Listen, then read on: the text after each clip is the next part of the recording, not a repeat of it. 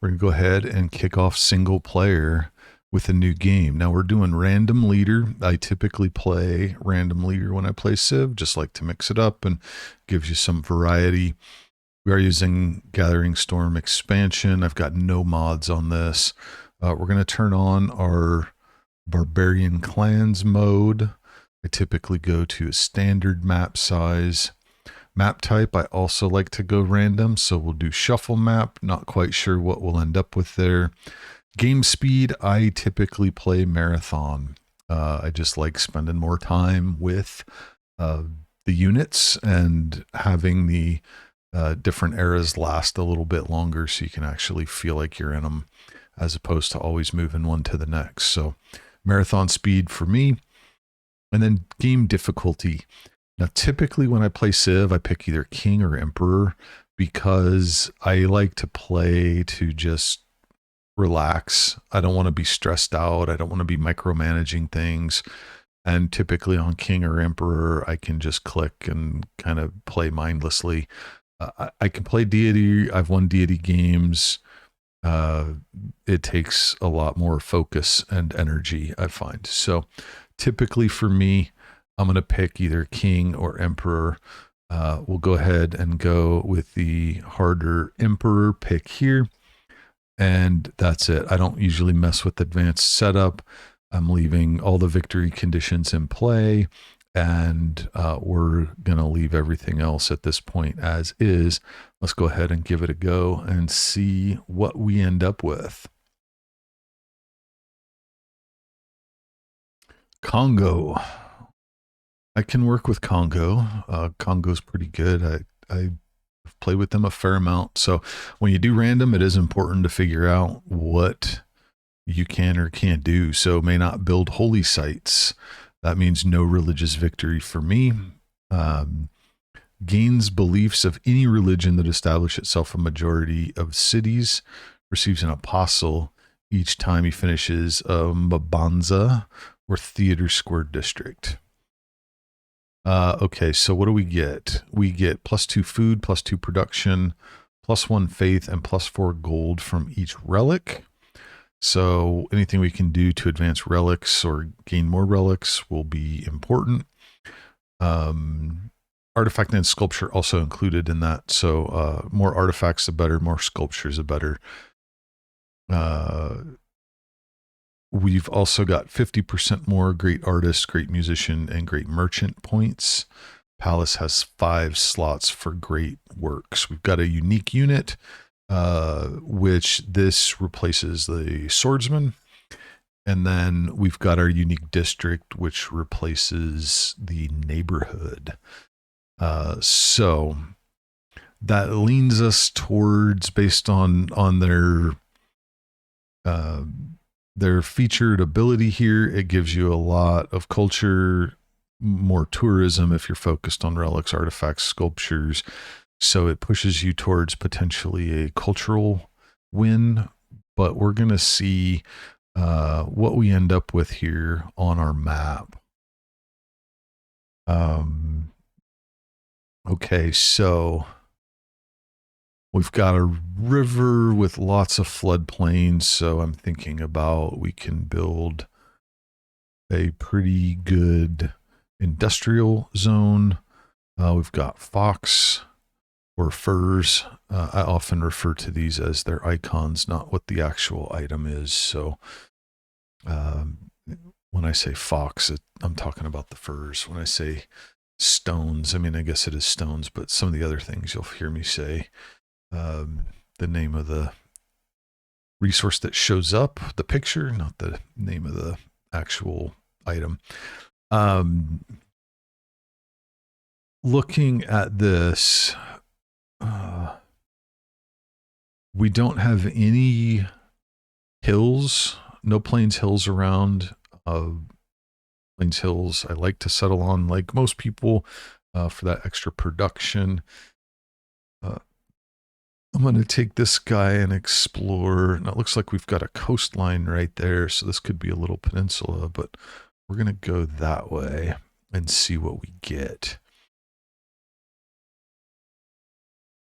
Okay, so thinking about this land, we can settle a city at least right here. That might be as far out on this little piece of land that we can settle. So we want to be sure to leave that as an option there, which means we can't settle here. We could settle here.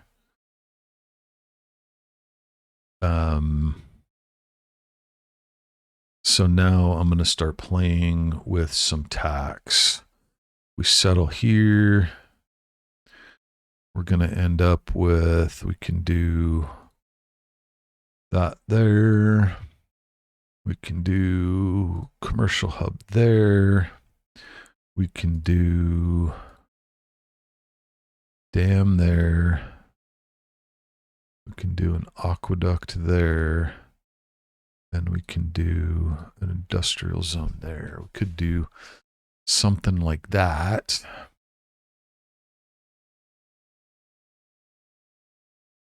Doesn't leave us a good place for the government plaza.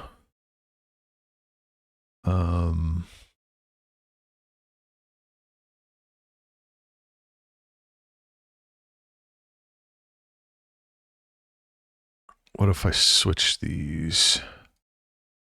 So I could do aqueduct there, and then I can do that there.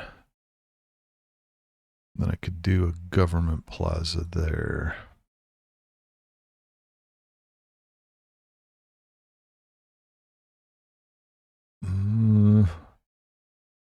Won't be able to build there. We'll have to kill stuff there to benefit from that. I think that's, I'm okay with that. It's not great, but given what we have, I think that's how I'm going to do it. I really don't have many options for better yields anywhere.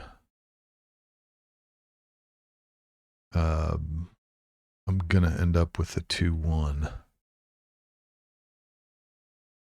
Oh, that's a Plains Hill. Oh, well, that maybe throws things. If I go there, it might prevent me from settling another city up here. And it prevents me from settling on the river as well, because this city would be too close. I think I'm going to stay with what I've defined. So let's go ahead and do that. And we're going to settle there.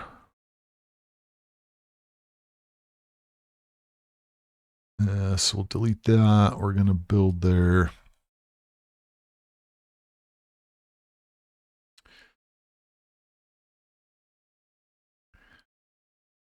Let's go ahead and figure out what's happening down this path.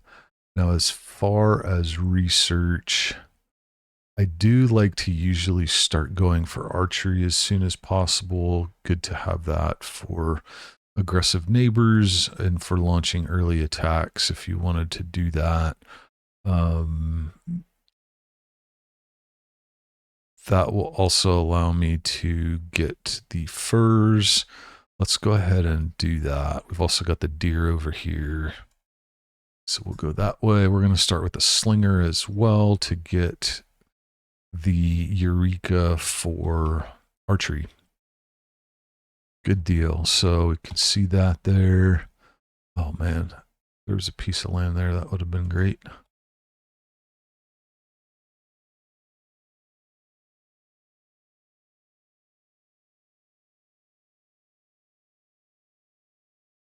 So at this point, I'm just doing some exploring with the warrior, figure out what I can figure out. Got some good potential for a second city. I mean, I'll put one up here. I can already just mark that one. So we'll put a city there. And then we'll figure out over here as we uncover a little bit more, where might a good city spot be? Probably right on that Plains Hill. And then a good harbor right there. So that'll be nice. City there. Nice harbor there.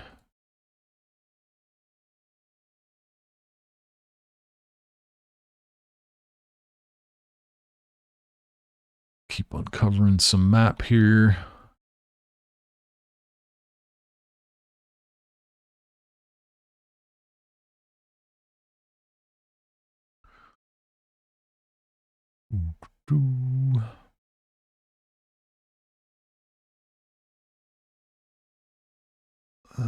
Let's go there.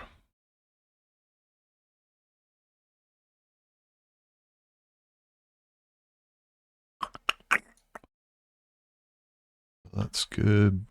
We've got another city state down here, and that's one thing I look at is you see when I met this city state, I did not get the little discovery that gives me the envoy. So it means that Cahokia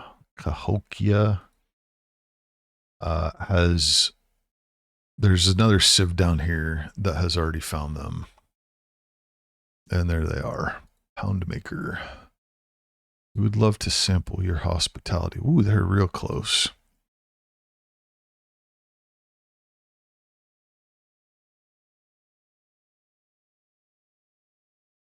So let's go ahead. I'm going to take the gold from that. We're going to raid them. Going to move into the jungle. And then start our attack.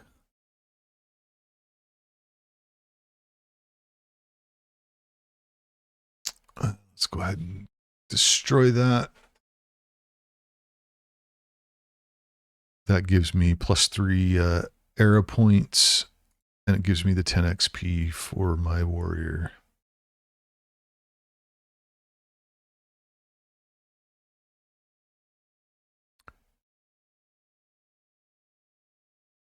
Still 3 turns before that's done. Check my gold, 265.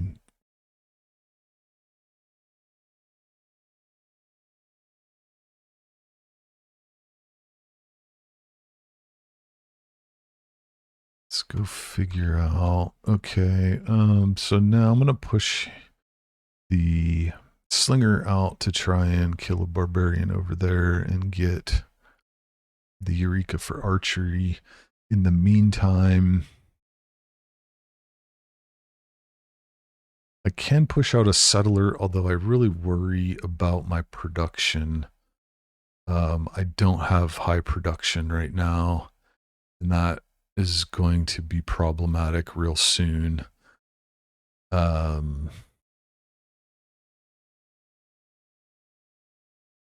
I am going to go with a builder to help remedy that sooner rather than later.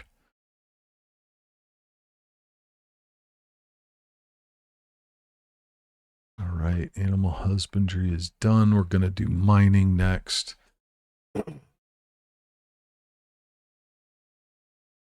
We got some horses that showed up there, which is good. So that kind of does it for our immediate surroundings.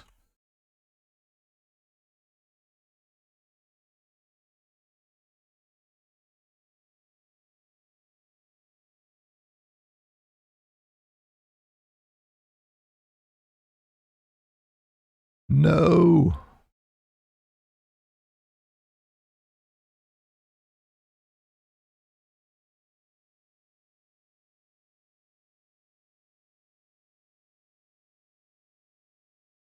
Well, that's slightly annoying, but what can you do?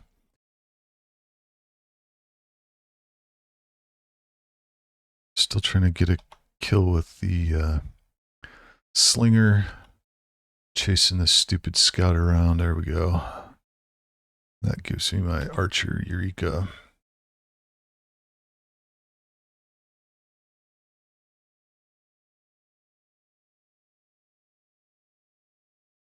A goody hut. I don't think I've gotten any goody huts, so back off. XP. Okay. Thanks. Total laws, that's good. Now I've got the builder, so I will be able to improve 3 tiles by the time he, well, I might chop the stone. I'll save the stone. I'll improve 1, 2, 3. So let's go ahead and take craftsmanship. And we're going to increase our damage versus barbarians. They can be a real problem, especially early in the game if they get out of control. And then I like to start with God King to get the faith so I can establish a Parthenon and get that bonus going as well. And then we're just going to see what else we can uncover on the map here. Might just be the... Is this a small continent? That's a lot of desert.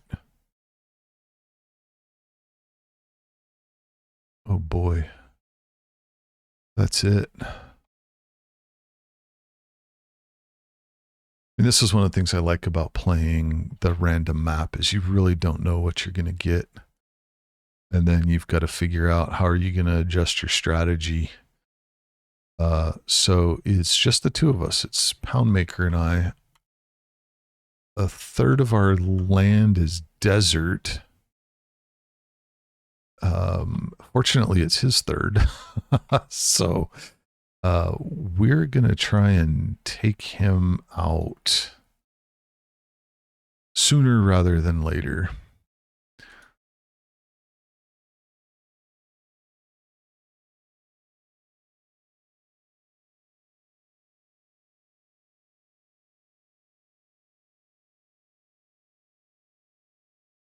So we've got 420 the price for slinger, 480 the price for a warrior. We'll just keep those in mind as we continue to play through here. But for now, we're going to take our guys back home. Or better yet, we're going to come kind of camp over here. Not go all the way back. And I'm going to take archery, get to work on that so that we can move forward with an attack. So what I'm doing now, you see he popped out a settler. I'm going to see if, I'm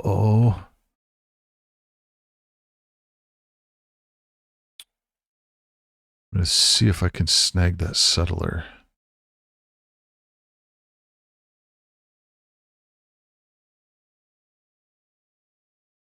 Okay. Let's do warrior next. Got to build some troops. I don't want to attack him there. I don't think that's going to be beneficial. Particularly because he's on the trees and gets extra defensive bonus. So let's go ahead and pass. Oh, the other warrior stepped away. I'm not going to be able to kill him with this attack. He might cross over that river and then he's gone. But let's go ahead. Let's go ahead and mix it up.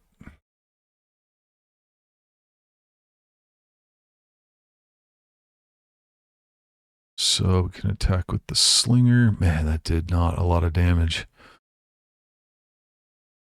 That. And part of the challenge is if you haven't played on higher difficulty levels, your units do less damage on higher levels. And so every level of difficulty that you increase, you've got to then adjust for that. So let's go there. That should almost kill the warrior. We're gonna move that guy there. And then let's fortify him. He's going to go there. Let's go ahead and buy these now. I'm going to improve those two.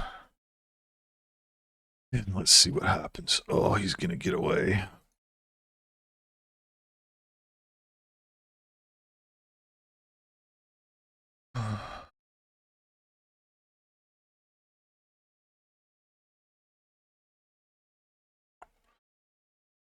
Let's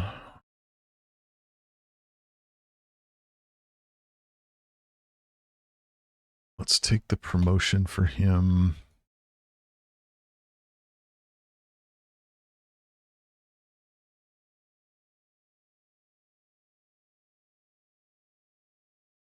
He can't fight both those guys. He's going to have to retreat.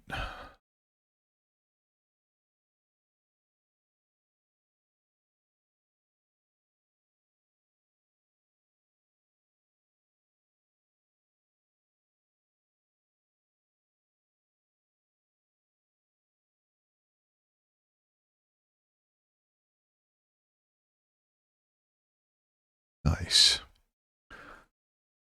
So there you go. You saw I just kept pursuing. He made a bad cut. I'm able to take that settler now, which gives me a good boost. Looks like he's quit pursuing. I'm still going to step inside my borders, and then I'm going to heal there.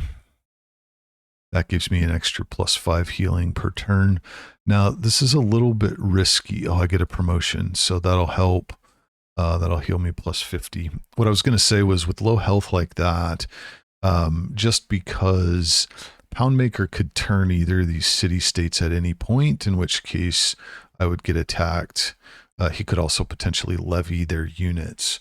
So I was going to have to do some thinking about, do I want to run with a settler and an almost dead warrior, or do I want to heal in place for at least a few turns before I start trying to move? Now, I am going to move the settler off on his own. I'll take that risk for now. Sometimes you just have to take a calculated risk. It's not my first choice, but also I don't want to just sit there and wait either.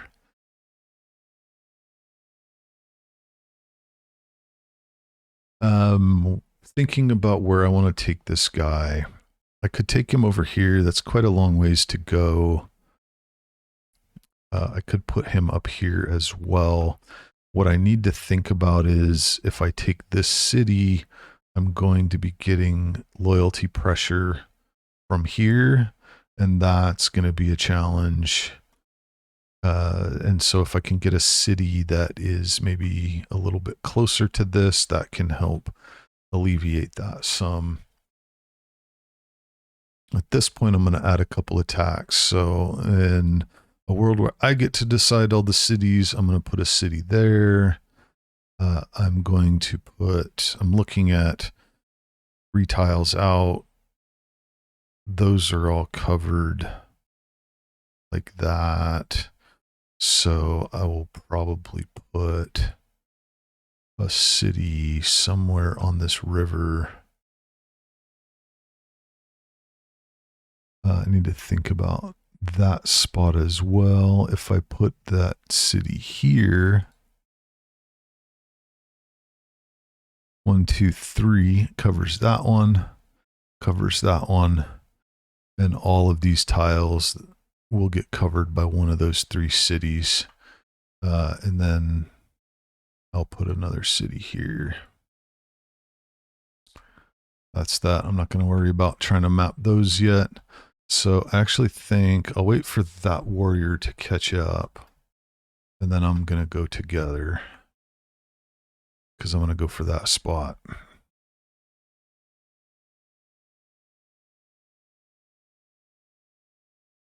Let me go ahead and grab some extra XP off of that barbarian while I can get it.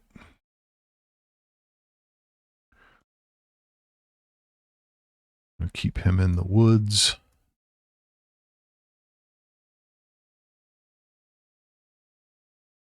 Fortify him. Move this guy into play. I'm keeping him just out of range of that guy moving and attacking.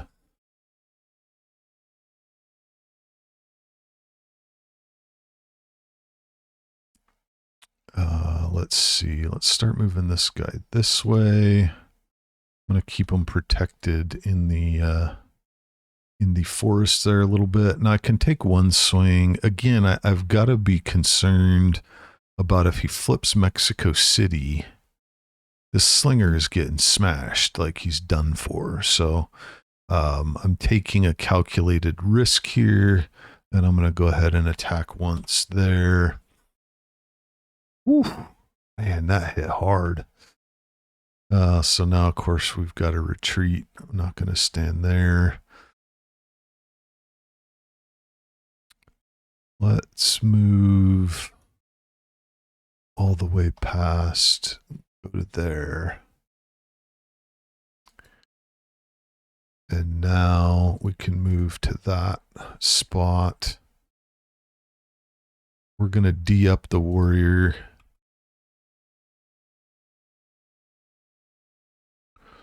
Oh, that's a little bit dicey. I think having this guy on the other side, having them both weakened, let's go ahead and build the city. That will also give the warrior a little bit of a faster recovery. That's I don't feel great about that. We'll see how that goes. And as far as what we're going to build here, we're going to start with the builder, just because we have a ways to go before it gets built. There's next to no production for now because, I mean, we could swap over to this stone potentially and increase the production, but I'm fine to leave that for now. Let the city work on growing while we try and clear these guys up. So that's good. They decided to not both attack. Allows my warrior to recover a little bit of health and allows the new guy to come out. We're going to build one more warrior out of that space. Archery is in play now. So let's see. He took, how much damage did this guy take? Okay, so he can take another hit there. Let's go ahead and just upgrade him to the archer. Next, we're going to go to sailing. Because we're on this small island, I want to start working on boats to get us off of here. This guy's going to fortify. I'm going to leave this guy in the city for now, just helping to defend that. Now he moves out. We're going to back up in the city and we can still attack him. And since he's almost dead, we're going to not let him get away. We're going to go ahead and take him out.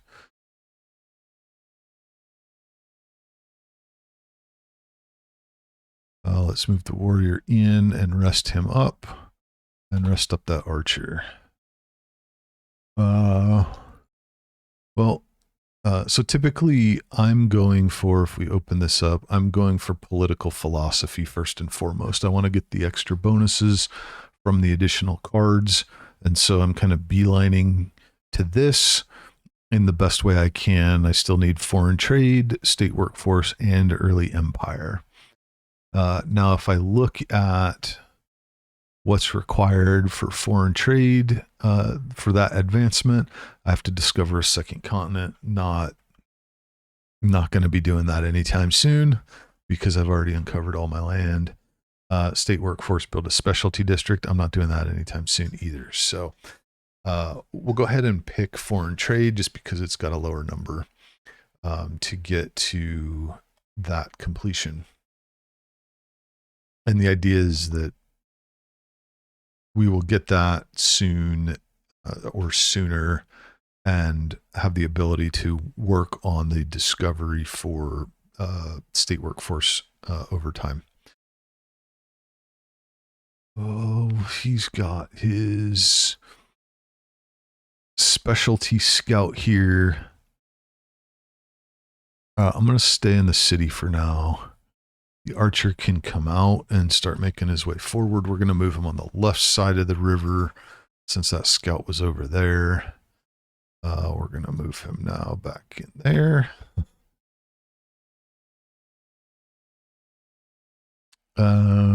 Let's see. So I'm going to take him back one and attack.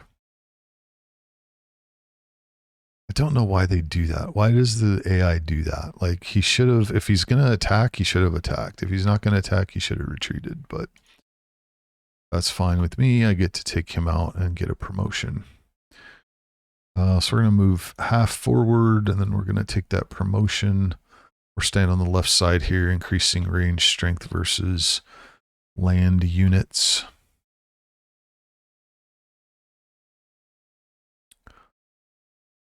Okay, now if we look, he's only got 20 military strength, which is not very much. I think he's got that scout, and that's going to be about it. Now with 3 units, I can... yeah, let's move him in. We're going to rest him there, though. With 3 units, I'll be able to siege this city if I get them in the right spots. If you're not familiar with city siege, that allows me to, well, a better way to say it, it prevents the city from healing. So it allows me to take the city down faster because it won't heal. I can start attacking from there.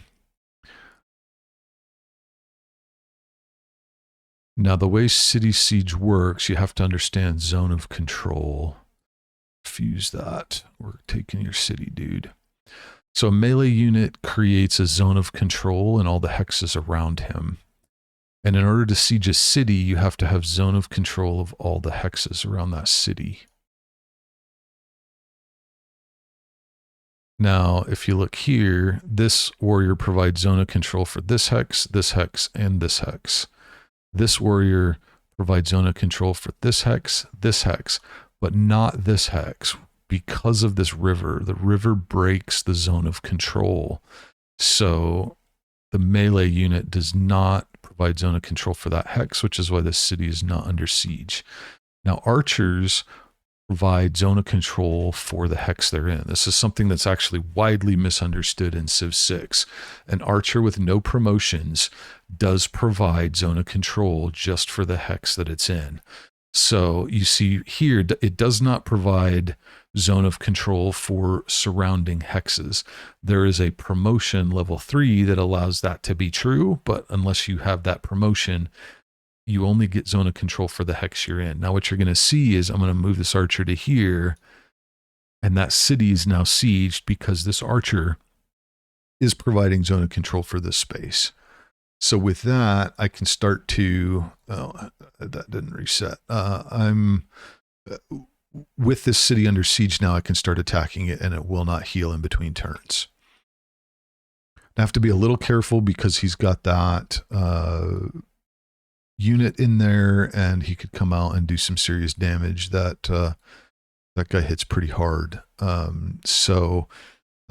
do like to take cities down as fast as possible, which means I'm going to do an attack with these guys. It's going to do a lot of damage to my melee units, but because the city is under siege, I think that that's worth it. And then I'm just going to heal them now. Keeping them in place, yes, if I moved them out, they would heal faster, but I want to keep them in place so that the city does not heal. And I'm going to continue to help them with the archer. I got my 3rd warrior finished. He's going to switch to archers, and this warrior's going to come down.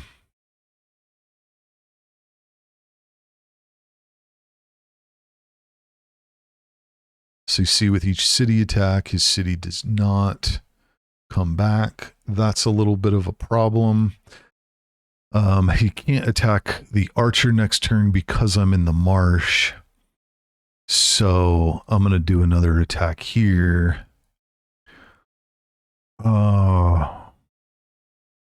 54. I don't know that my 2 warriors attacking can take that. I'm going to leave that one more time. So now I have to make a decision. Do I want to take significant archer damage? I don't think he can kill the archer. The archer's going to take more damage being in the marsh.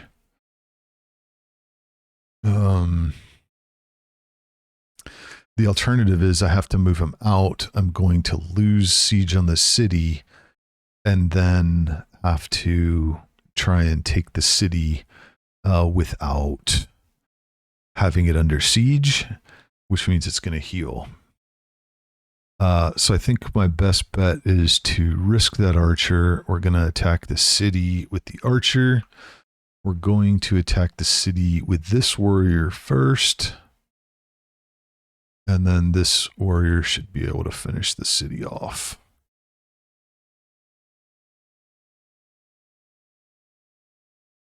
And we're going to keep that city fully loyal in 8 turns. And he's already got good improvements done. We're going to repair the monument. Okay, we're good. That wasn't too bad. So now let's take him across the river. Promote him up. I have to be thinking, I mean, getting good at civilization is similar to getting good at chess. You have to be thinking not just like what your move is right now, but you have to be thinking about how is the opponent going to move.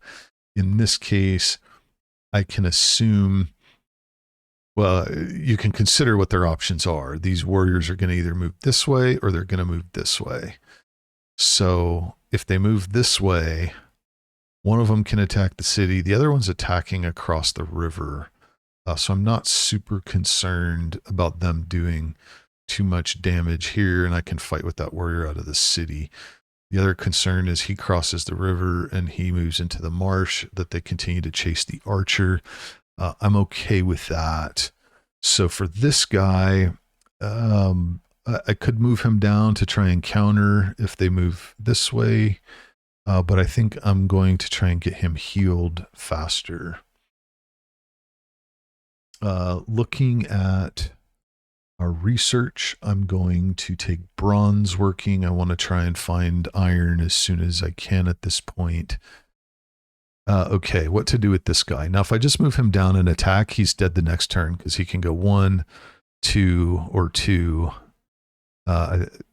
This warrior, if he moves here, will lose turns, and I don't think he'll have the ability to attack. But even still, I don't want to take 2 hits from 2 different warriors, so I'm going to move him across there and fortify him for the rest of that turn.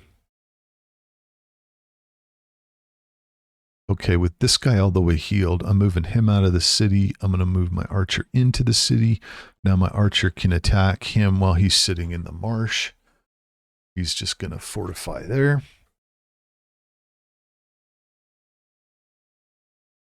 Oh, and they're pushing towards the other city. Now, well, I can always come back and propose a deal if I decide that's the best thing to do. I have to be a little bit careful here still. Even though I've taken his city, he's got 3 warriors. Those are going to be powerful. 3 warriors on this city could do some real damage to it. My archer's half dead, so he's not really ready to fight yet. If I move this guy out, he's going to take hits from 2 warriors, which he could survive. Now, if I attack, I'm going to probably take hits from these 2 warriors. So, decisions to consider. I will retreat him so I don't lose him, fortify him in the city, strengthen that. I'm going to at least skip a turn with that archer. I think I'm going to take him out to just kind of posture. Okay, so now this guy can come into the fight. He can take a step back and no, that's not. He lost all his. Okay, well, we will not put this archer to heal. We're actually going to attack so that he can do damage. And that gets those guys running out. We're going to plunder that trade route, get us some extra gold.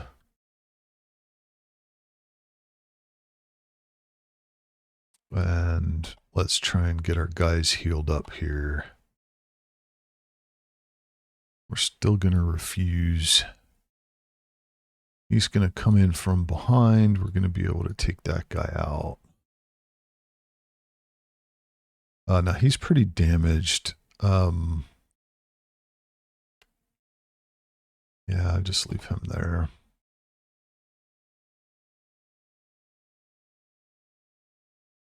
Heal there. He's going to come across. I'm going to try and clean these guys up before I move forward on this city. Oh, he's putting up walls, though. I got to get down there fast.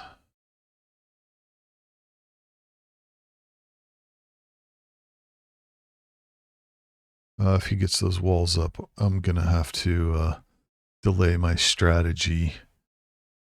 He's going to take him out. And let's move. We got to move, guys. Move one and heal. Move two.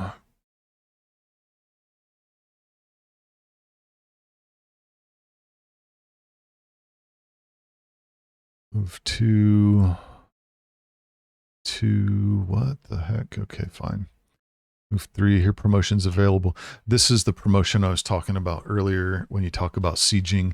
Exercise zone of control. When you take that promotion, it allows the archer to function just like the melee, where there's zone of control applied to the hexes around it as well as the hex that it's in. I'm going to go ahead and pop that one.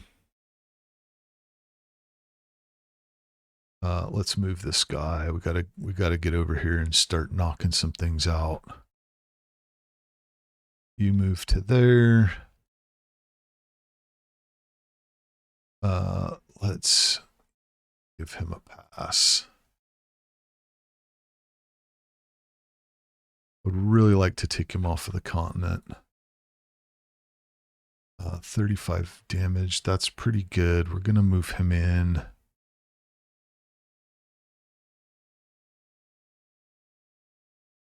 Let me see. We're actually going to move there because that will allow him to get one hex further. Let's move him over.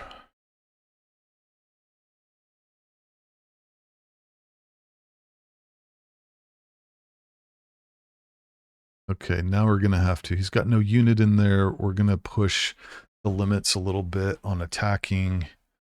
Because if those walls come up, then we're going to be hosed. Got him down into the red. Let's attack him. This should do it for us. Good deal.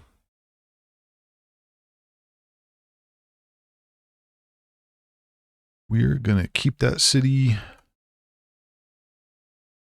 Repair the monument. So we're just going to leave him in that city for now, and we're going to move him off the coast so we don't get attacked by any barbs and start healing him up. And then let's move him back to support the main town up here. 589. Let's take a look and see where we're at for buying builders. It's at 645 currently, so we'll keep that number in mind. 589 gold right now, so if we get to 645, we'll probably buy a builder. That will allow us to chop this stone and potentially put boats on the 2 crab there. Although we'll have to buy one of those tiles and won't have enough money if we buy the builder. So we'll have to work through that. We've got early empire now. We've already got the inspiration for that. So we'll go ahead and work on that next. On our way to our change in government. Okay, with bronze working done, I'm just scanning around to see. I know I can search for it, but I like to kind of look. There is no iron on this island continent, whatever it is. No iron anywhere. So more of a priority now even to get boats and to start looking for where there might be some iron. Now there could be some iron. Sometimes it's hard to see, like under a city. No iron there. No iron there. So yeah, we have no iron. Let's go with pottery next.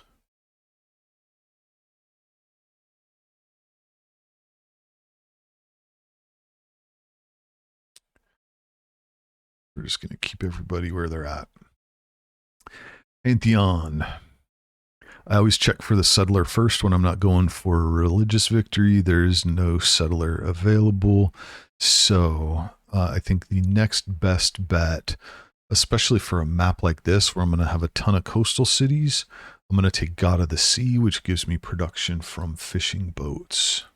I'm going to found that Parthenon.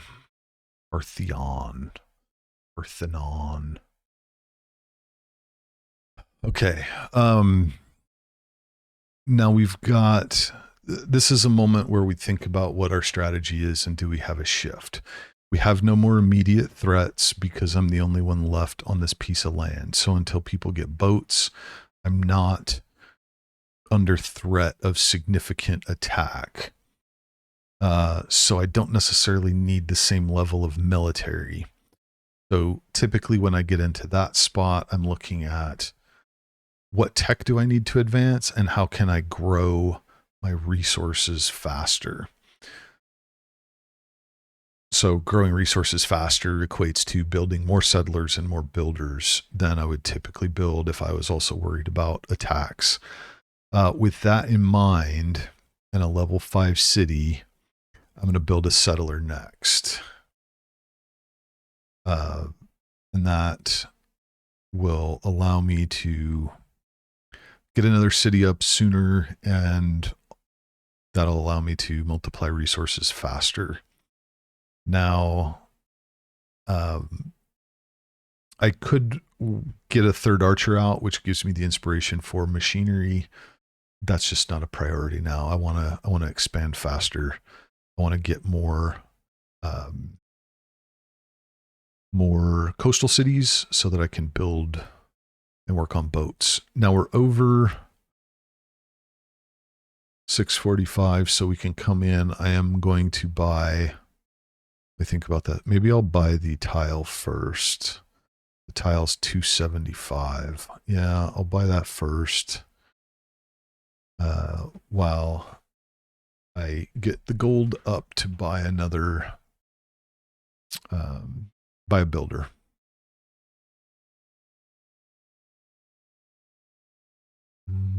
The other thing I want to do, I'm going to swap these. So I'm going to move him up that direction. And I'm going to move this archer that doesn't have a promotion down so I can start pagan barbarians and see if I can get him a level up.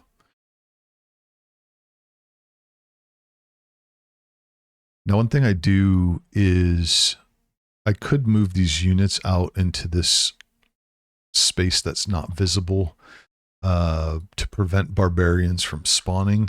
I actually don't mind if they spawn because that's going to give me more era points. It's going to give me more experience, money, all kinds of things. So I would actually prefer to have a barbarian or two spawn if I could get them. Now, with this guy, I need to start thinking about how this city is going to develop. I mean, no mountains means no benefits for science. I've got no jungle, so I'm going to have issues later in building their specialty district. I've got a bunch of desert, generally low production of what's here. You can see my numbers are astronomical.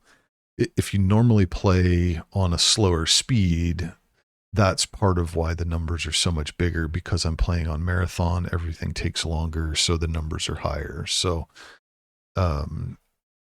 But still, these numbers are really high because I don't have any real significant production around the city. So I'm thinking of two things. One, building an encampment out here in the desert. I'm going to have to spend money to get it in the place I would want it. And I don't know that I want to do that right now. So I hesitate. One thing I would consider too is I might need to build my own, because this has no good place to build science buildings either. I don't have. I'm going to have to construct my own good science places. I don't have very many at all. I'm going to have to leverage jungles, and I'm going to have to leverage zone adjacency bonuses to try and get some decent science buildings. I don't remember. There might be a reef along here somewhere where I can get a +2, but what does that mean? I'm looking at this area as the potential for a building cluster with science in the middle. Or I could do it here, kind of like that, maybe. But so let's think about this. I could build from this city, I could build an encampment there. I should build a harbor there. Then he could build something here. I mean, I could even future. Well, no, I can't build one of these because I can't build it in the desert.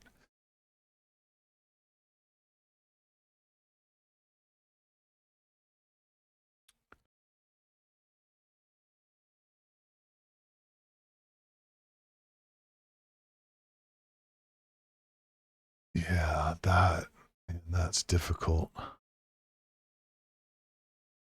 I wonder if I should can build a city here, right? 3 away from that, 4 away from that. Or better yet, I can build a city there. And then I build a city there. That one goes away.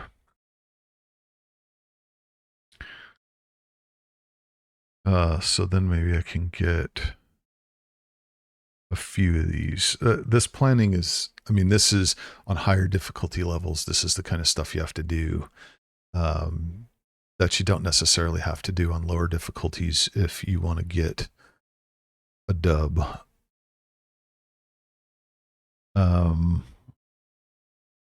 So for this city, I can build that there. I can build maybe that there.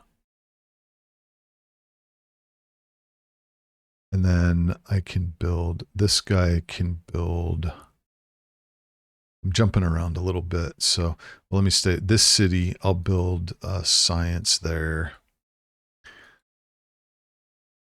This city can build science there. This city can build that there. Or that city could, no, maybe not.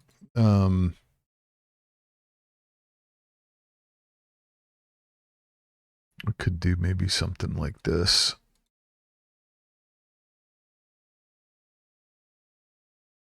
And then he's got to build 2 things here. None of those can be an aqueduct, can they? No.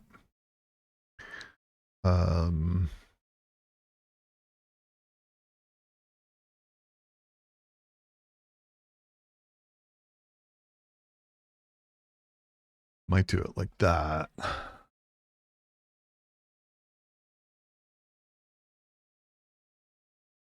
So this campus from him, this campus from him, this campus from him. That gets me This one will be +3 from adjacency bonuses. This one will be +2. This one will be +2.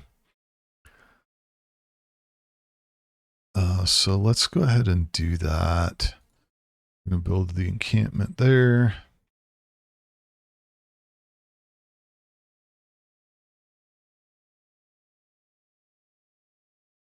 Now, the benefit to doing all that is I just know exactly what to build where down here, and I don't have to think about it in the future unless some resource shows up somewhere that prevents me from building something.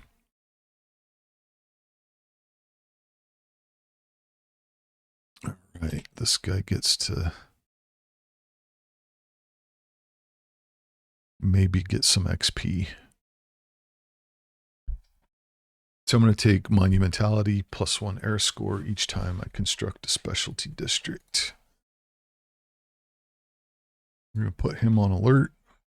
Now, irrigation. I've got bananas right here. That's the only thing that needs irrigation, isn't it? That's it. 1 banana. I'm going to take writing.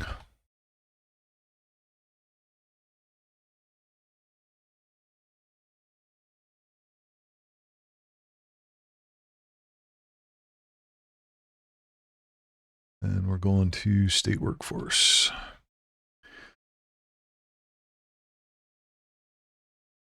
I usually don't think about this. I usually just take Magnus first. I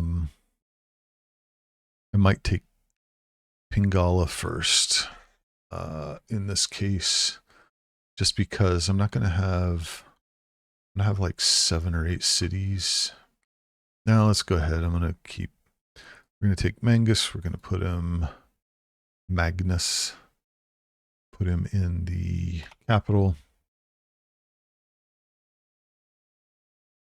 So 543, we're almost back up there, getting closer anyway. I would imagine the cost of a settler might have gone up. Purchase an item. No, we're still at 645. So I said settler, I meant builder. Okay, we got writing. Next, we're going to go for irrigation.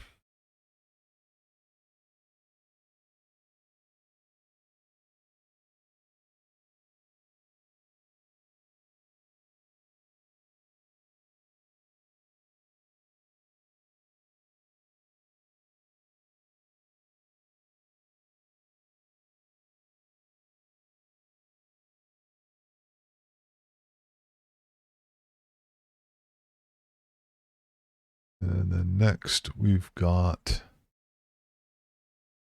let's go ahead and take the wheel. And now we got enough gold. This is another one of those little things on higher level difficulties. It matters. I was not paying perfect attention, so I'm a couple of turns late. I could have bought this. I could have bought this builder sooner if I was paying closer attention. And that's the kind of stuff you have to do at the higher difficulty levels. Even though I didn't do it as good. I'm 2 turns late, which makes then everything else late. I do not have masonry. Really? I thought I took masonry. I guess not. So let's go back and work on masonry so I can harvest that. In the meantime, I'm going to go snag these 2 crabs.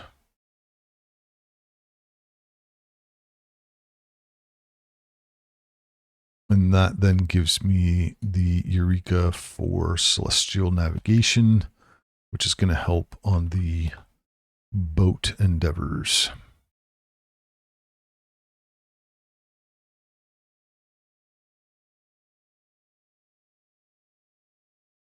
And I can get political philosophy. The other promotion I'm going to do here is provision. Settlers trained in a city do not consume a population. So that allows me to push out settlers and not shrink my capital. You've got to wait.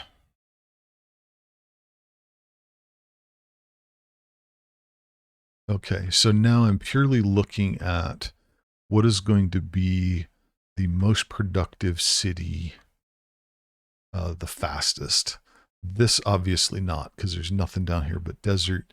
This is mostly desert. This is mostly desert. This is all desert. And so I'm going to pick something up here. Now this, if I go here, I've got battle to do over some of this land with Mexico City, so that might be a good choice. We've got cows there. We've got a bunch of stuff in the water, and we've got jade right here as well. If I look at this spot, mostly water, so it's going to be not quite that fast building stuff up in here because the production's going to be real low because it's got extra water back around the sides that this one doesn't have. This one would be pretty good as well. That's a plains hills, so I'll get a 2-2 production out of that. I've got whales there as well. I think ultimately I'm going to come over here because of the proximity to Mexico City. I don't want to destroy them or fight them, so that'll allow me to start claiming some of that land sooner rather than later. And I'm going to build another settler.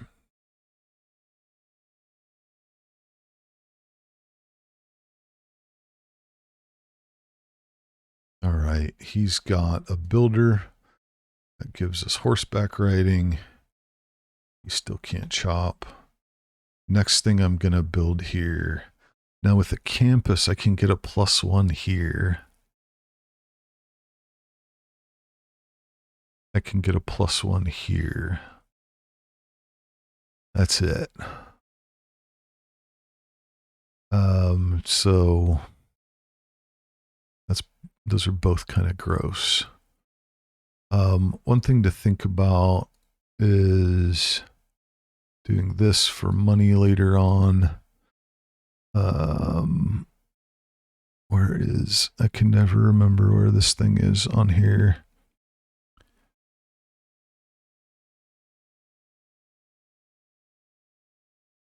There it is. The Great Zimbabwe. So I could build that there, making a ton of money here. If I did that, can't really leverage.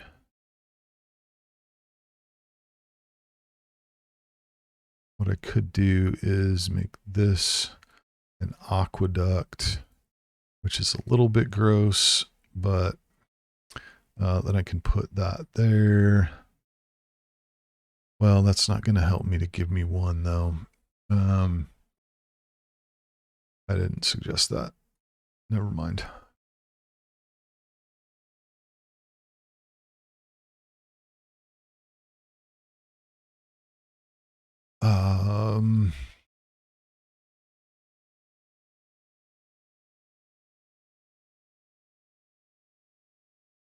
If I did that there, then I could do a dam here. I could do that there. That's not great, but... And then I could do... whatever here. Not that. Would have to be one of these two. That.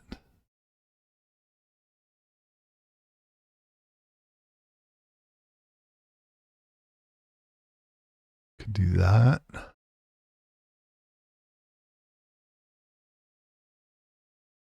Oh, I said a dam was going to be there, so that won't work.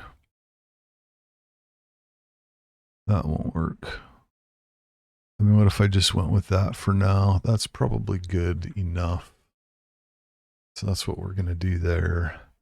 We are going to throw the campus down because we're probably way behind on science.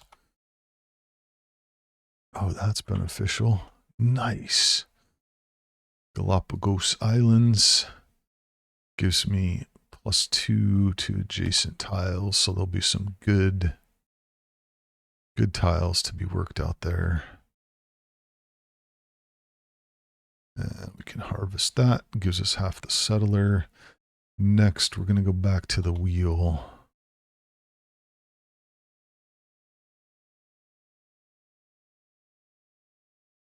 Found city.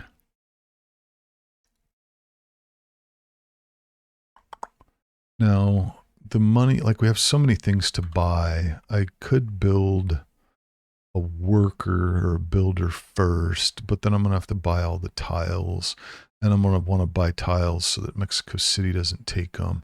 So I'm going to go with the monument first, even though there's like no production, because he's going to be working the cows and then he's going to be working the fish. I could change it. Why don't I do that actually? We're going to say that.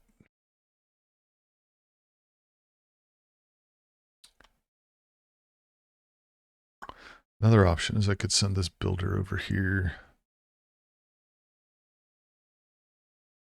to improve the cows. Now we'll leave them.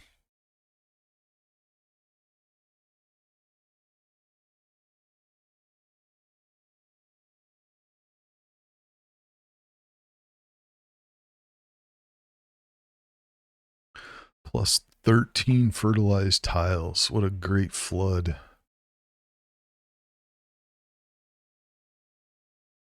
Man, so much stuff.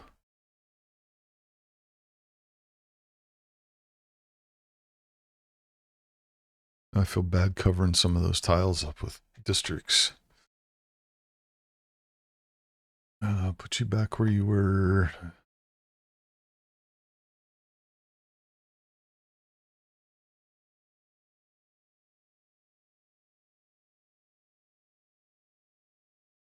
Have Eureka's for astrology and what's the other one? Horseback riding. Yep. Okay. 195 turns to build a galley. That is not a great use of turns. I need to get a builder here because with the Parthenon, I always want to call it Parthenon. With the Pantheon, with the Pantheon, that'll give me 2 more production in these two, which could be greatly used. I'm going to count on another city to make that builder, so I'm going to start on a granary there to help that grow.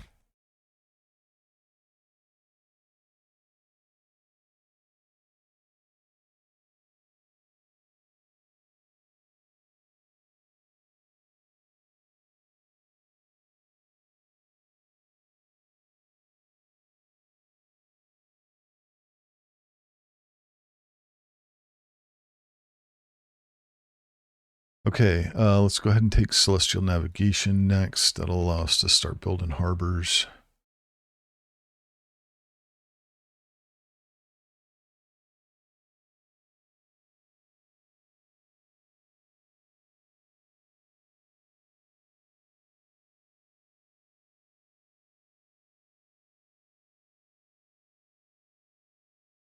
Okay, we're getting to a spot where we're probably going to start having happiness issues. Well, we already have one happiness issue. We do have the jade. We've got the whales. I think that's it. Oh, turtles. We don't have turtles yet, but we've got turtles down there. So we can still increase our amenities a fair amount. We're going to move him over and take that so we can start working on whales. Now in this spot, I want to build the government plaza, I think is what we're building next. Now, another thing I'm going to do since I'm in here, and that's a city 4, change production. I don't have it yet, duh. I was going to throw the harbor out there, but I need the celestial navigation first.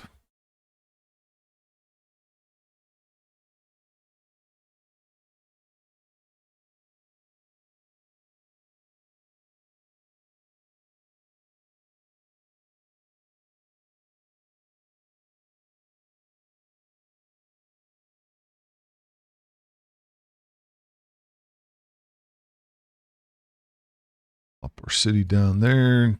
Take our pin away. Okay.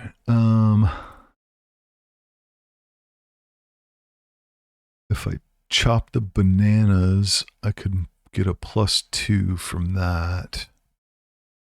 Or if I just put them over here, I'll get a +1, and then I just need to build a district in one of those spots, and I'll get that +2, and I can keep the bananas. So why don't I do that? And again, being behind, we're going to go straight to building the campus. Oh, so many turns. Let me take a look at buying the trader is 670 gold. 740 for the next builder.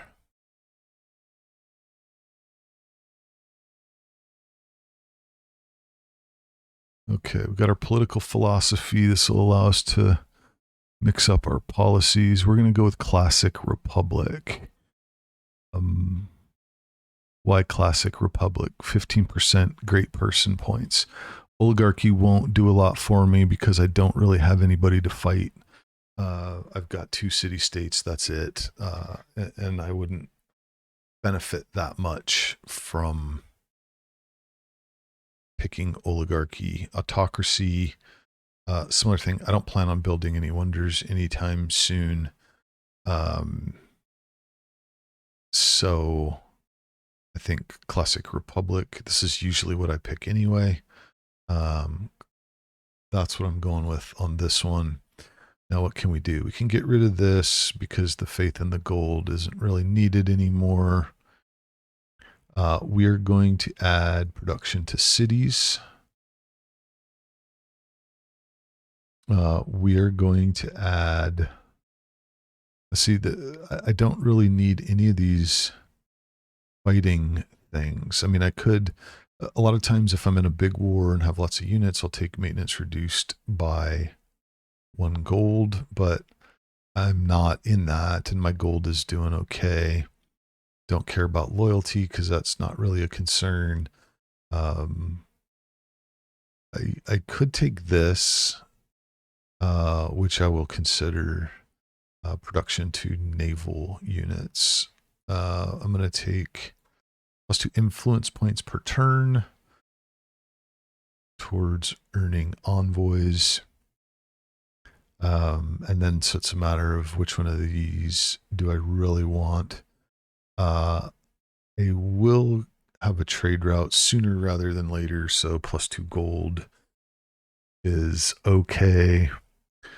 50% production to settlers. That would allow me to complete the island that I'm on sooner rather than later. Reduce the cost of purchasing a tile by 20%. Don't really care about that. 3% production to builders is pretty good. And I don't plan on building wonders. So really, I'm trying to decide between these 3, which 2 of these am I going to take? I still have a fair number of builders to build. So I think I'm going to go there and I'm going to go there. Now, those are my policies. Okay, we're going to start working on the next. So I've got a production city-state and a commercial city-state. This city-state gives me the ability to build the mounds, which is somewhat useful. So I'm going to go ahead and go to mysticism to get another envoy. I think I'll need 1 more after that. I only have 1 with them, if I'm not mistaken. Yeah, so I have to get to 3. If I recruit a great merchant, then I will get more points. So we'll see. Can maybe build that sooner rather than later.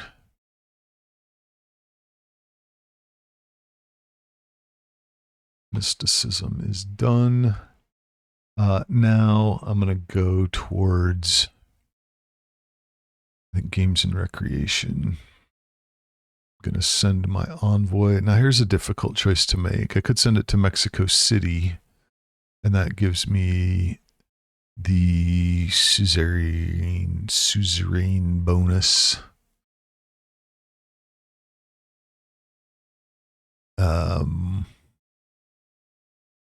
Which ultimately doesn't do much for me in the short term at all. Although it does give me jade, since Mexico City has jade, and I don't have to wait until I can mine that one. We'll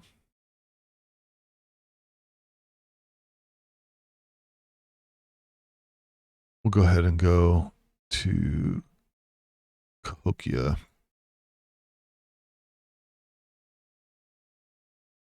Some of these names I've never looked up. I've got 4,000 hours playing Civ 6. I never looked up to see if I'm saying them right. So if I'm not, I apologize. You can tell me I'm mispronouncing one of these and I'll fix it in the future.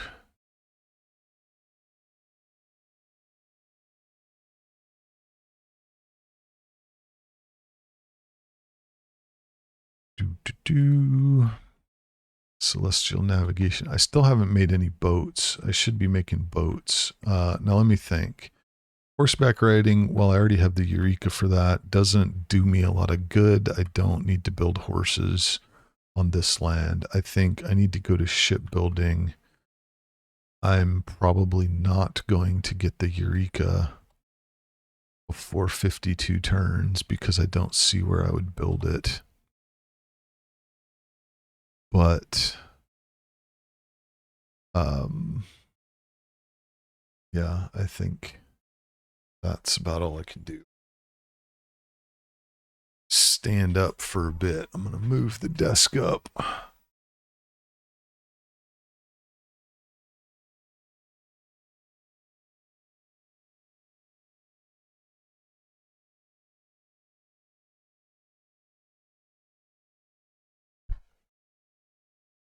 All right.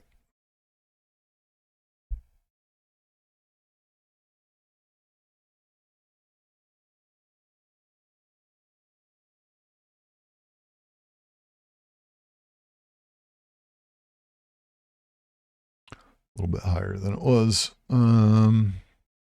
Okay, choosing production. Government plazas complete. I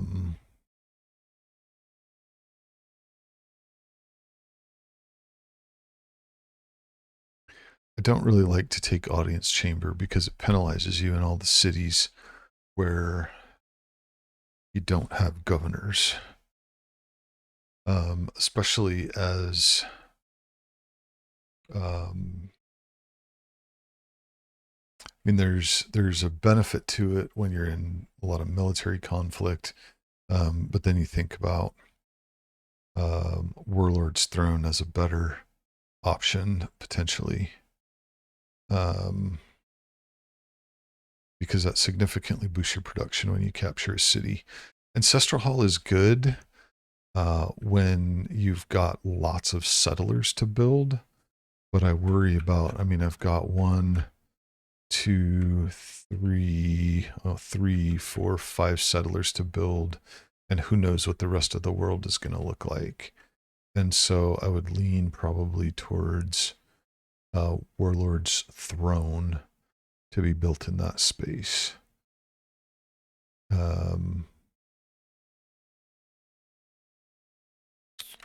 Now the benefit here is that eventually I will have sailing and shipbuilding, and I'll be able to push settlers. I already have sailing, but shipbuilding will allow me to push settlers across. While we can't see much of it, there's some land here. There's also some land here. So I would be able to push settlers in those directions.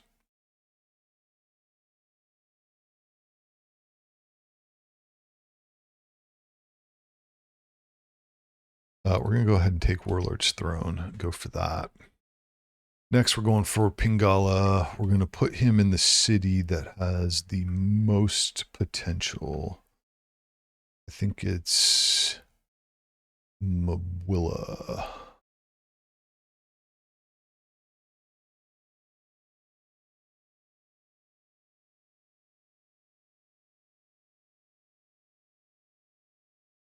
Encampment is done. Before I build the barracks, I'm going to build the ancient walls because that'll give us a Eureka. So we're going to push that forward. Science is still so anemic. That's going to be a real problem when I meet somebody else.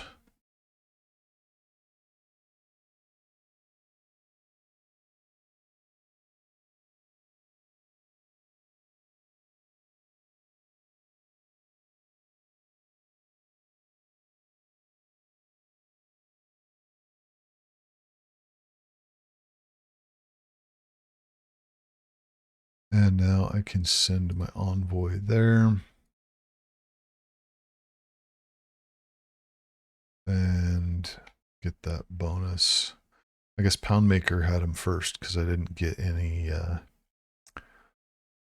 era points for that. Campus is done. We're going straight to library. I've got 1,000 gold. I should look at what am I buying. 1680 to get to a settler. I could buy a builder or I could buy a trader.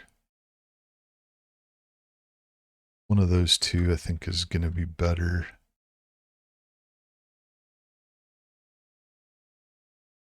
Let me come here. I'm going to buy.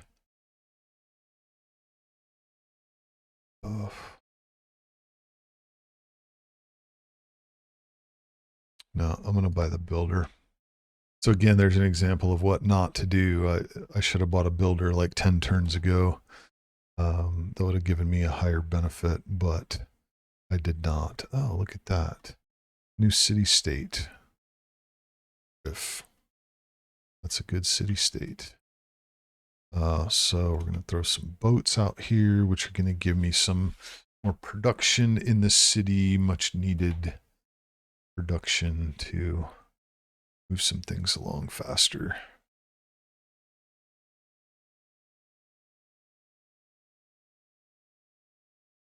Now, one thing I could do, it's a little bit risky, but before shipbuilding, I could explore the seas with my worker. Very risky, but also sometimes the risk is worth the reward. I think what I'm going to do with this guy is not move him through the ocean. Well, let's move him out to that point. I want to move him up to the whales.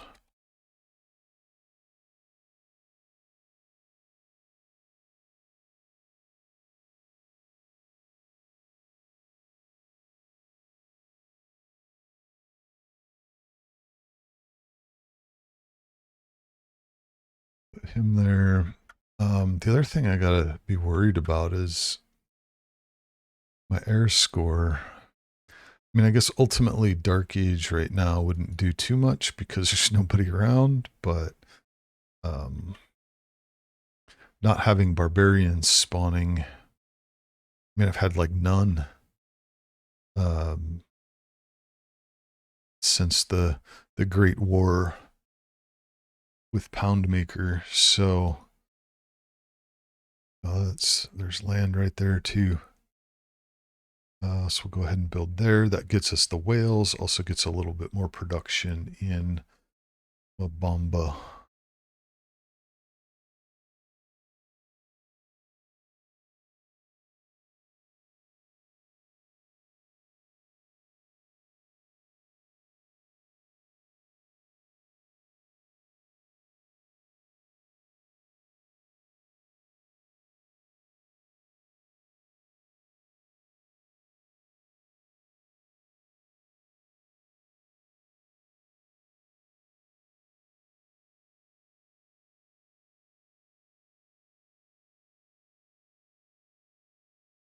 Cranking through turns.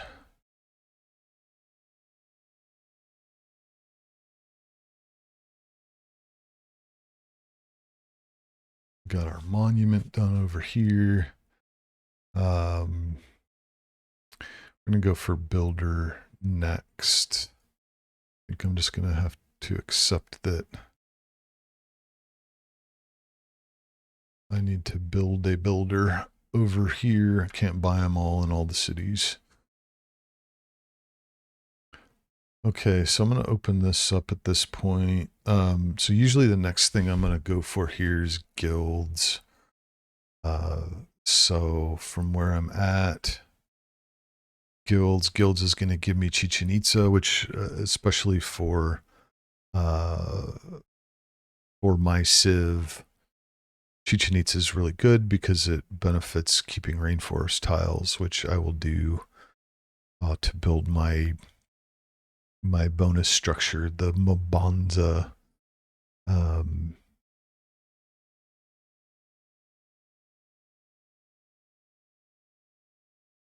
But the other thing that I like about getting to guilds is the industrial zone adjacency card. I actually don't know that I'll use that in this game, but often I'm pulling that card and putting it into the mix. So we're gonna go to guilds first, and then probably over to exploration. From that to up our government.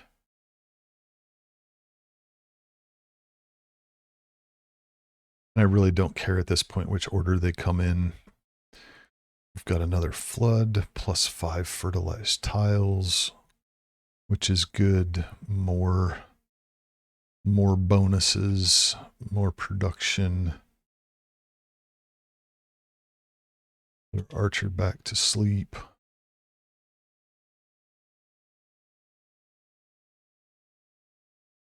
Okay.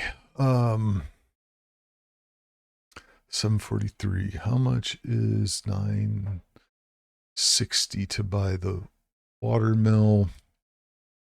We're gonna go ahead and build settlers. I think with the settler card up and with the Magnus bonus now, we're gonna crank out all the settlers to finish populating this island. We're gonna go add some science with Ingala there.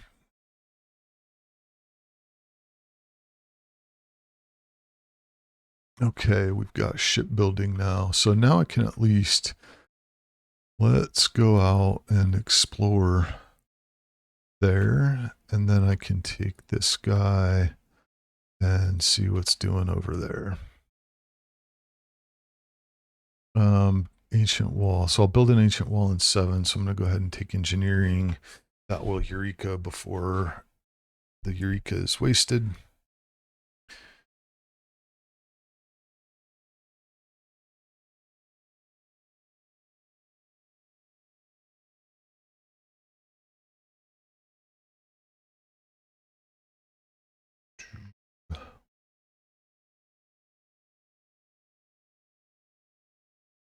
So we can start expanding out a little bit to see what else is around. Kabul. Oh, I don't want you to visit my city. Oh, that hurt.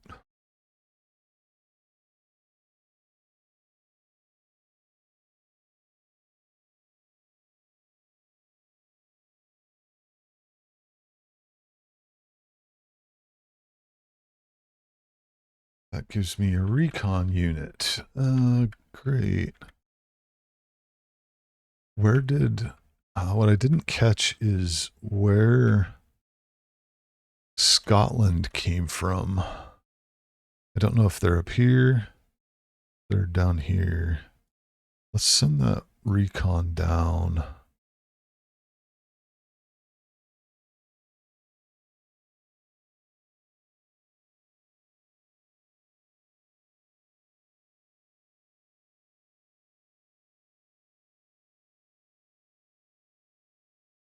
Trying to watch the playback on my other monitor here to see where Scotland came from, because it's, you know, 10, 15 seconds delayed, but I didn't see it. Okay, so now I think I'm going to go with the water mill next, just trying to add more production. Here we're going to go harbor. That'll give us 4 gold, which is good. I usually like to start with harbors because, especially once you get shipyards, that's good production. And the extra food from the lighthouse will help you grow so you can build some of these other districts sooner, especially when you have so much desert and not a lot of opportunity for food.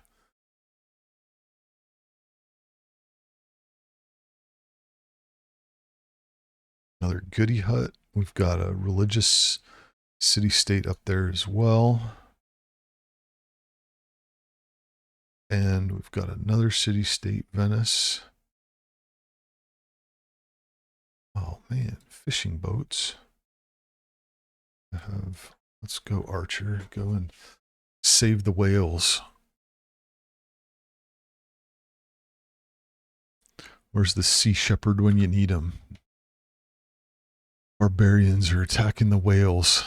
I guess the barbarians are the Sea Shepherds. Since they're destroying the whaling boats.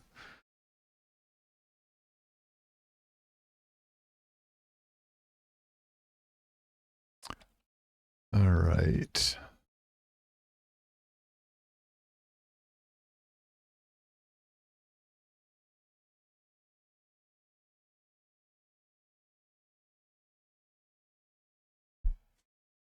Since they destroyed my whaling boats, let me see. Can't quite get to that. I have enough other stuff to build. I could irrigate those too. That would be pretty positive.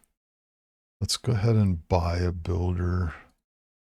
Purchase a builder there. Okay, so he's got that done. The campus and library are done. Let's go ahead and move on to watermill to add some more production. I'm just going to leave him there.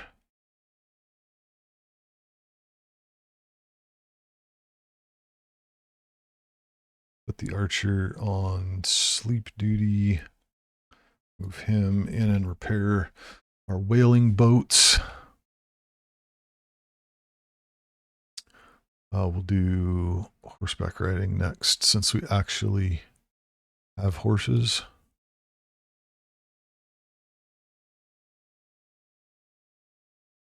That's kind of gross.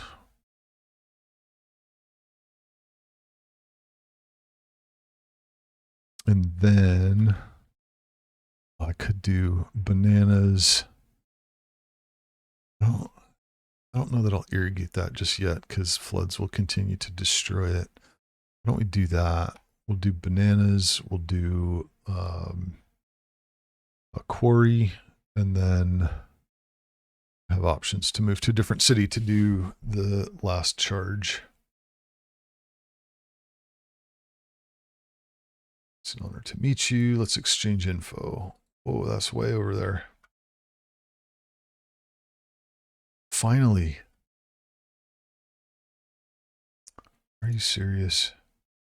Sea Shepherd came back and is going to kill my whaling boats again. Where's my other archer? Move him down. We got to take care of this barbarian camp.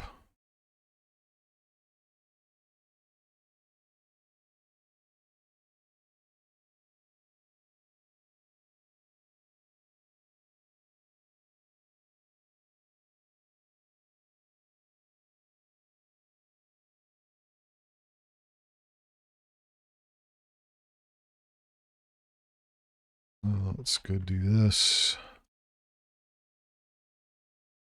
There's an iron.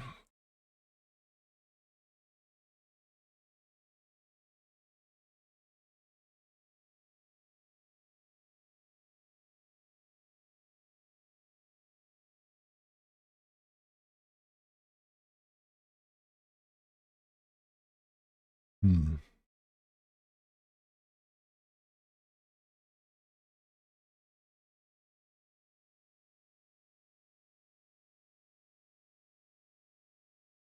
And that's that. We'll put those guys on alert.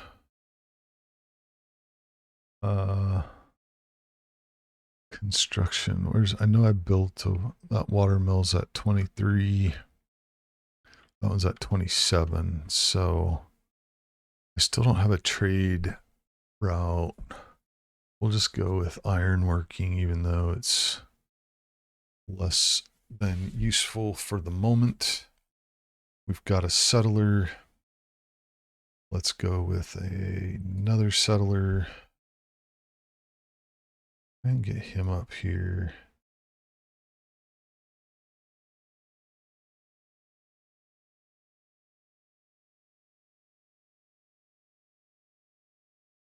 Since this goody hut is not in danger of being taken, I'm going to leave it. Library. So you can see I'm actually not too bad on science. Did I pick the right difficulty?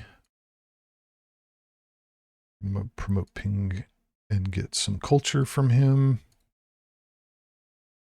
Yeah. It seems like I thought that would have been higher.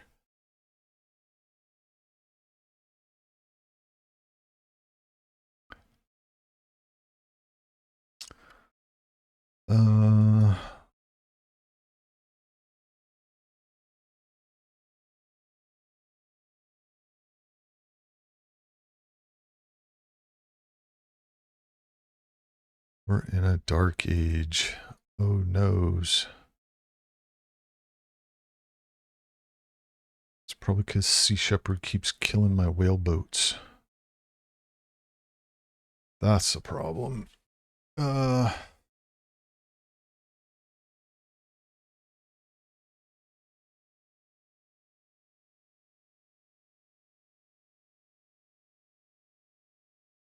In voting. Now this is difficult because I took over Poundmaker. I have no extra diplomatic favor because I run negative now. So this is less important. Trade route sent to the chosen player. We're gonna pick Montezuma because lots of people don't like him. New districts are culture bombs. We're gonna pick ourselves. Hope we get lucky. Hey, we got both of them. So I guess on the positive, I get an extra trade route. I haven't built for the one that I get, but okay, that pirate or barbarian ship is missing. That means it went this way because it couldn't have gotten up into there. So we're going to brave the water. There's that barbarian there.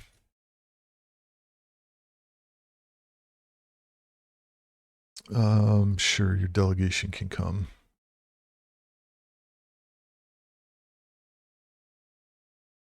Special session. I can't vote on it. Military emergency. Yeah. Nothing I can see with that.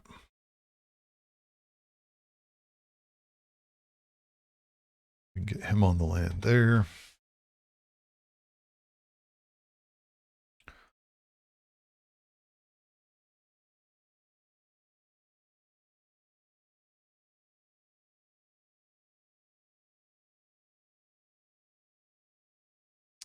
You can't really go back in the water till that boat's gone. And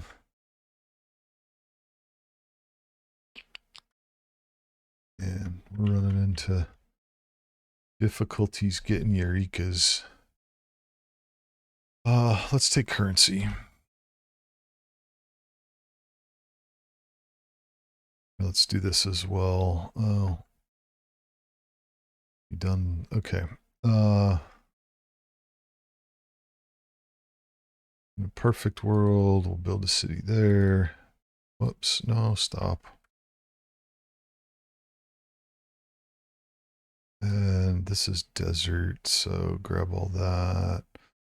Gonna build a city there.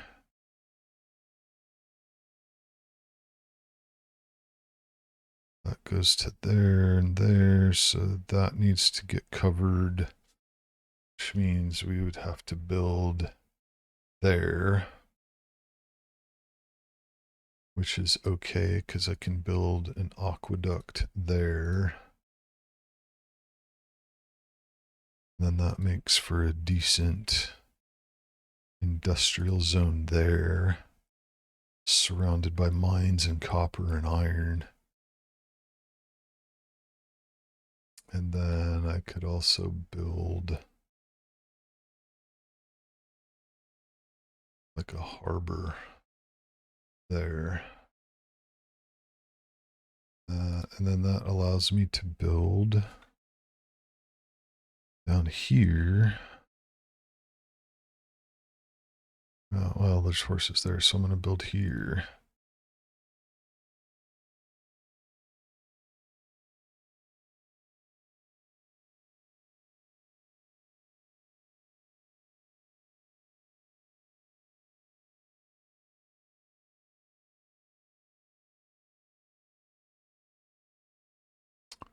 Yay, promotion.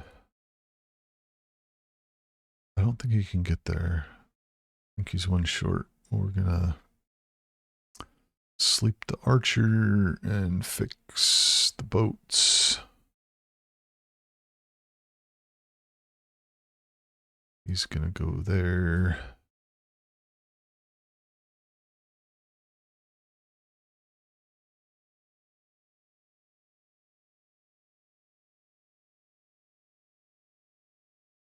That boat's dead, and then this boat still has a ways to go, unfortunately.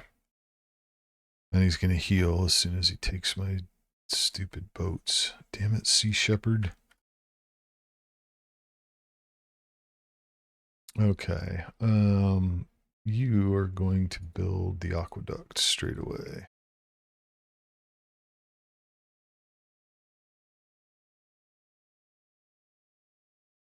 That's one I should potentially try and send a builder to.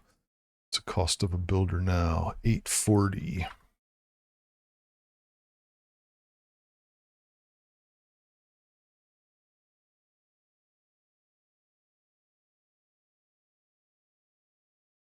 Gonna see if I can get him across the water.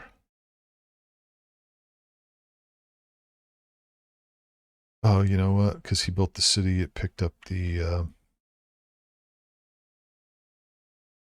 goody hut.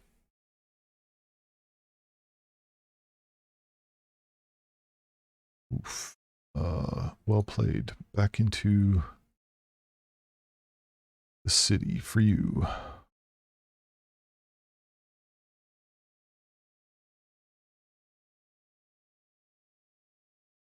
Sea Shepherd once again comes and throws butter on our whaling boats.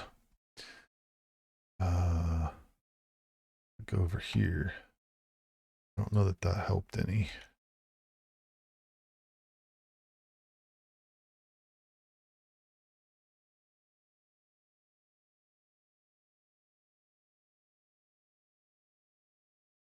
No matter where I go, they're going to come back and screw with me. Mathematics.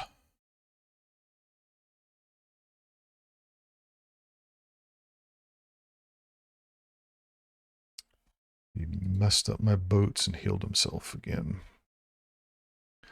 Let's move these other archers up, see if he can help out. Sleep that builder. Actually, we're going to try and get the builder up here to build on the iron.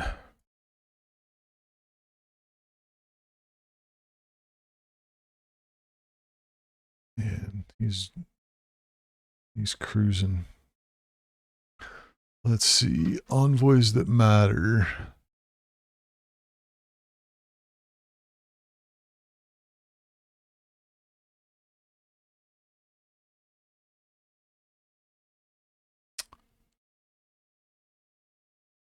We're going to go for the science.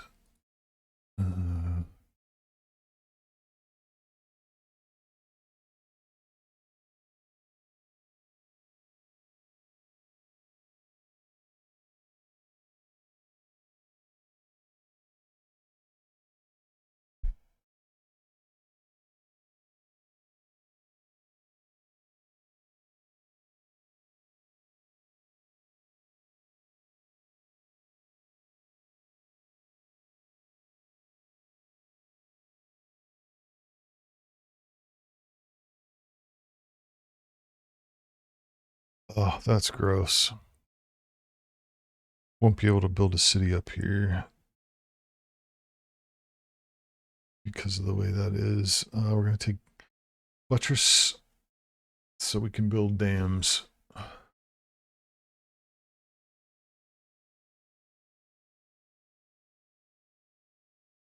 So gross.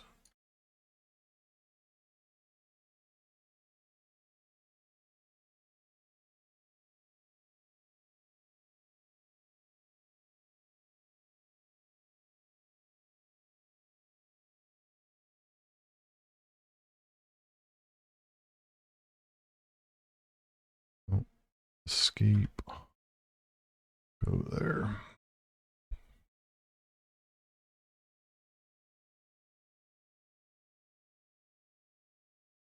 All right, our watermill's done. Let's go ahead and build,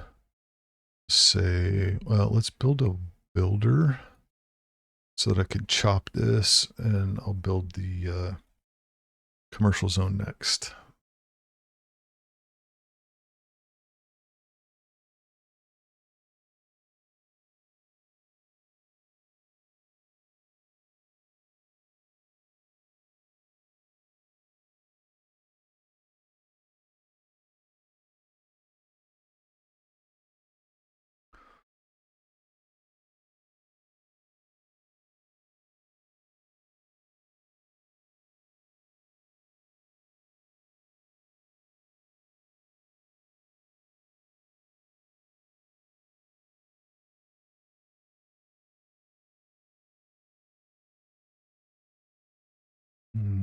And let's keep cranking settlers.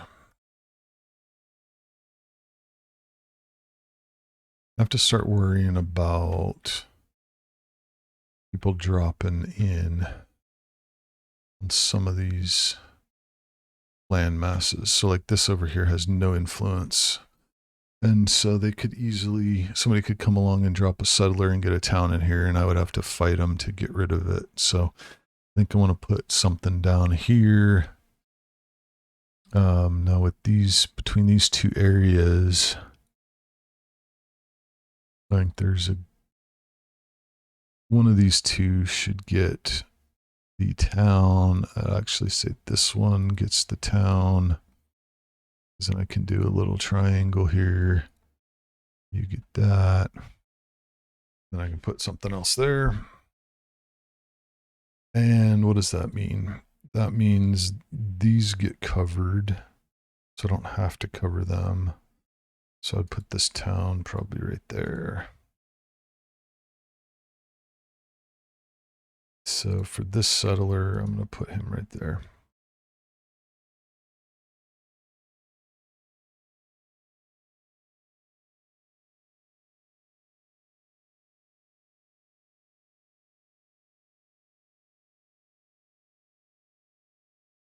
Done.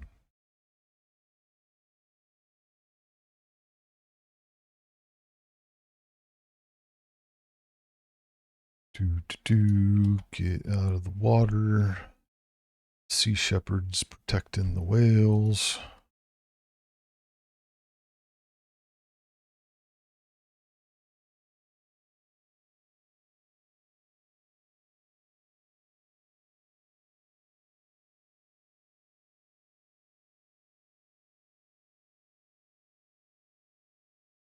Sea shepherd's gonna go down.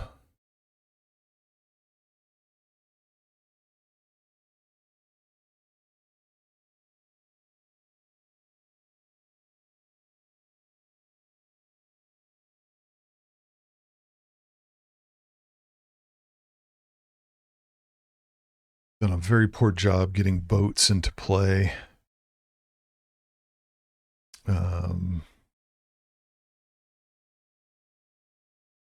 Very poor job. Let's go ahead now and build.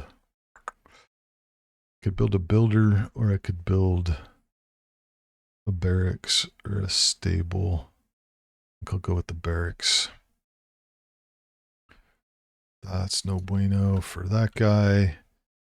He's gonna get smashed and be dead. Rip to our fallen scout. He's dead, yeah.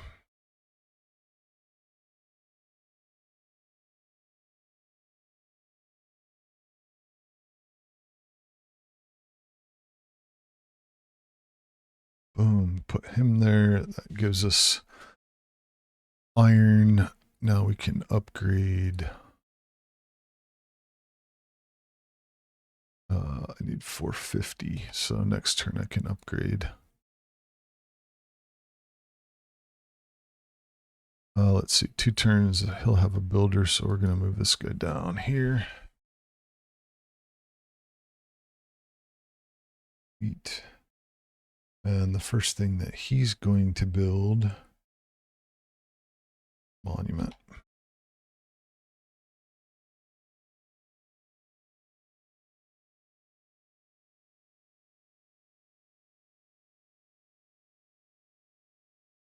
So we're going to go there. We're going to build a harbor. Really should be building ships. I think I'm going to build a boat here. And then I'll put a boat on one of these. Okay. I haven't built any burial mounds.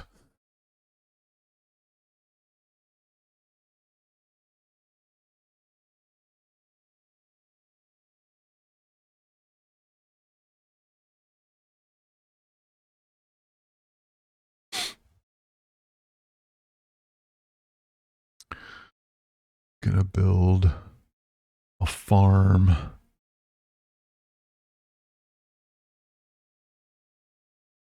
For the diamond farm setup down there.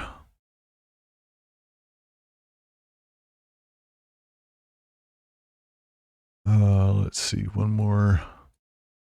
Let's go chop this. Oh, he's got a builder coming. 2 turns. Go over and do the whale on the other side. Maybe Sea Shepherd will leave that whale alone.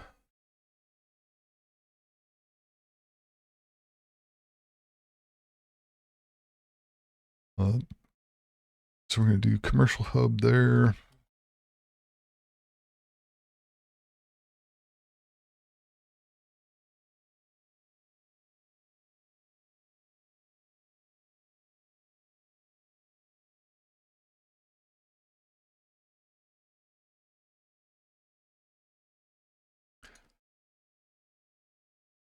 Oh, snap. We got... Oh, he ran away.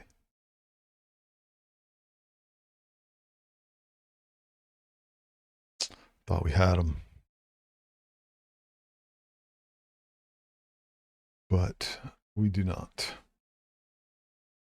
Okay, let's see. Why don't we go up here and improve those areas?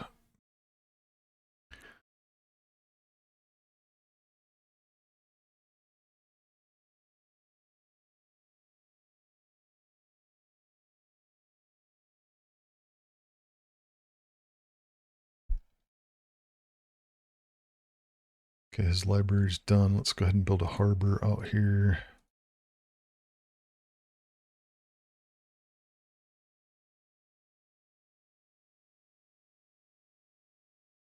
Still never built that 3rd archer, did I?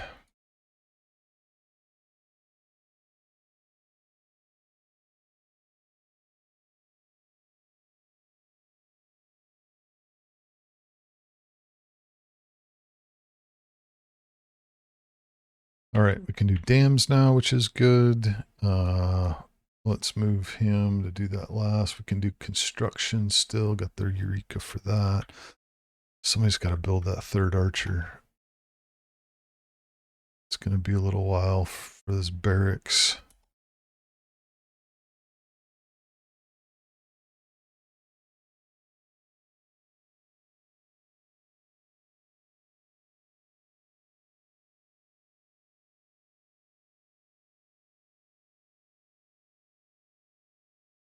Okay, where is the next most important city?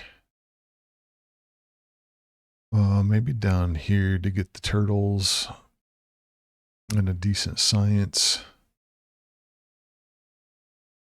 Right there. I mean, the other options are up here, so I could build there, I could build there. I think that's it.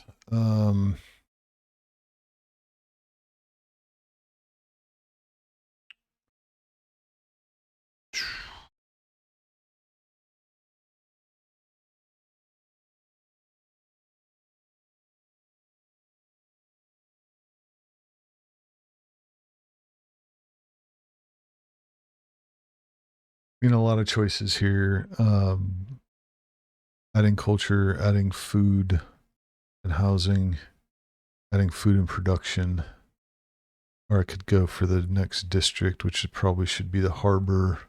Although I'm at 8, so I could build the industrial district before, although I don't have the tech to do that yet. So let me get that third archer done. And score-wise, I'm behind because I don't have any boats. That and Sea Shepherd attacking my whaling boats. Back to higher science.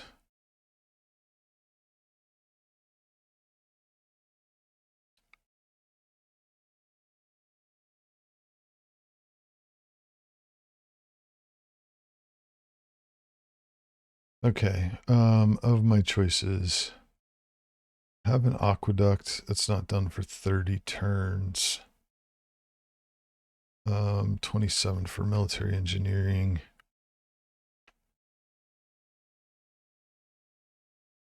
I have, let's do machinery and get that archer.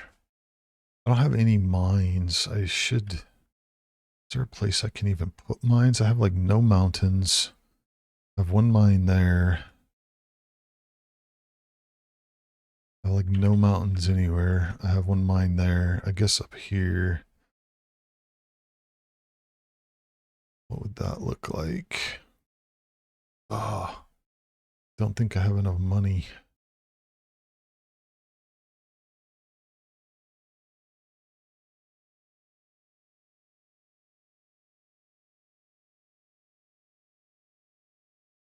I have like no hills anywhere else to build a mine. It's crazy.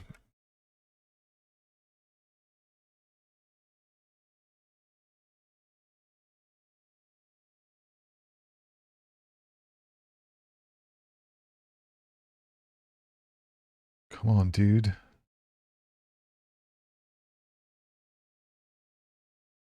We're gonna build there, and we're gonna go to a harbor. 292 turns.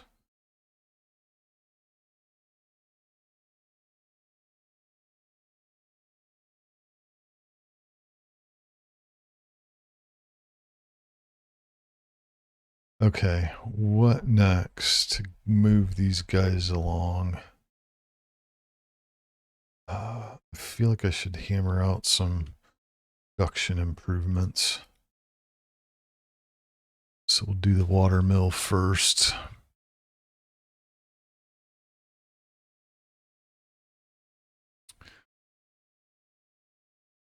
Okay, so with where things are at, I think this is an okay stopping point. Been going for 2 hours now, so it's a good good first showing. I think when I come back, things to do, I've got to get some boats in the water. I've been saying that for the last hour. No boats in the water.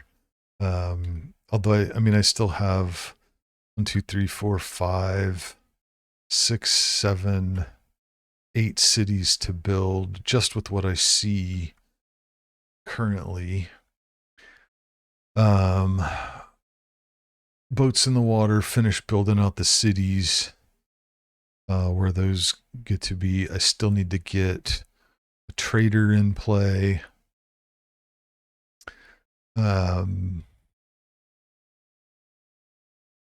And yeah, I think continue to build. I should have bought that. Should have bought that water mill. We'll spend our money on something else, but that would have helped me get the city along further, faster. I think it goes back to here, and I'm just going to actually do that before I stop. We're going to buy the builder. Then we're going to buy... I'll buy that hill, and then I need 450, so another 10 turns before I can buy that gold. But that'll allow me to get the third mine, which will give me the Eureka for... it'll give me the apprenticeship Eureka with the third mine. So we will continue down that path. And I think we'll be okay. Before we leave, we'll check out, see where we're at. Rankings wise, overall, not great. 5th place in science. We've got 20 techs. And these are all unmet. So Robert's got 23 techs. So not too far ahead, but I still don't have great places to put science buildings. Culture victory, way far behind. No tourism, 29 culture. Domination victory, we're doing pretty well. Religious is not an option. Diplomatic, not really an option at this point. Since I'm running negative diplomatic favor, I guess I could always try and reverse it, but that's not really I think a viable option at this point. So I need to continue to build. I've got 2 campuses down. I've got to get this developed so I can get some more campuses up and going. And then I'll put a campus here. So that'll be a +3 campus with the adjacency bonus. So that'll be a good one. So I think that's another thing, is focusing on those. If I build those 2, they'll at least have +1 adjacency bonus in the short term until I build these other cities and these other districts. All right, that does it. Thanks for watching. We'll talk to you soon.